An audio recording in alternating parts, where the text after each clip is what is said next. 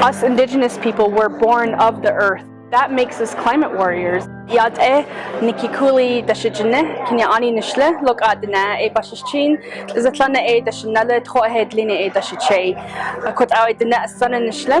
I'm from the Dene Nation. I am the co-manager for the Tribes and Climate Change program, which is housed under the Institute for Tribal Environmental Professionals, or ITEP for short. Hi, my name is Damian Shapes Padilla. I come from the Pueblo of Sleta. I work at the Georgetown Climate Center as a Justice Fellow.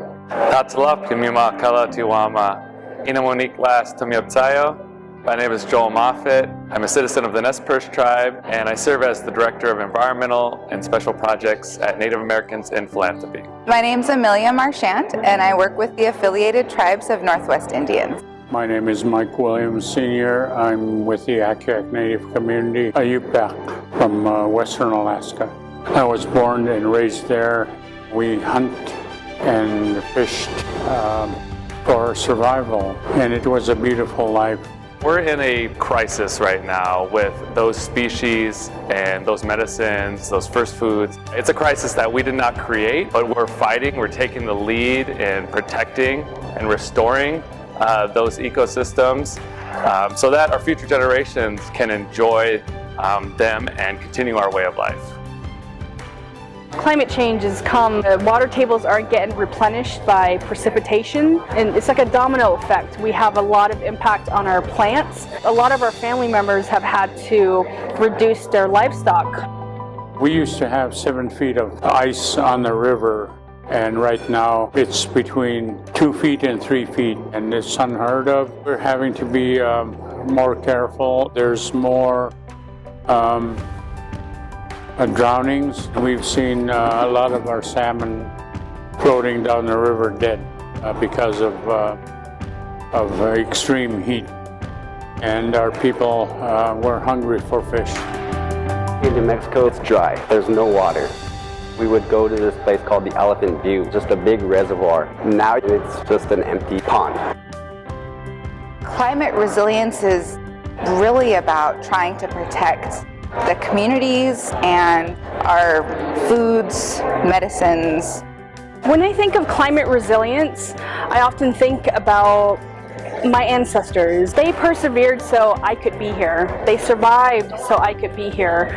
And I think of my Dene ancestors who were on the long walk to Fort Sumner, and then how they persevered through all of that so I could speak my language, pass on my culture, and that includes taking care of our environment, our Mother Earth. Our program, the Tribes and Climate Change program, started in 2009. We've had trainings specifically on climate adaptation for tribal nations. We have always inserted tribal, traditional, indigenous knowledges into adaptation planning. We have a toolkit specifically created for tribal nations to use when they're creating these action plans to address climate change.